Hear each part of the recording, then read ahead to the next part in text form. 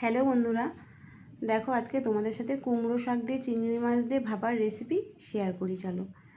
তো দেখো, কুমড়ো শাকটা তো কেটে ধুয়ে রেডি করে নেওয়া হয়েছিল, তারপরে আলুও কেটে নেওয়া হয়েছে। এবার কুমড়ো শাকের মধ্যে লবণ, হলুদ, আলু দিয়ে ভালো করে মাখিয়ে নিতে হবে। মাখিয়ে নেওয়া হয়ে গেলে এর মধ্যে সর্ষে বাটা দিয়ে দিতে হবে, দিয়ে ভালো করে মাখিয়ে কিছুক্ষণের জন্য রেখে দিতে হবে। তারপরে কড়াইতে তেল গরম করে মেখে রাখা কুমড়ো শাকটা দিয়ে দিতে হবে।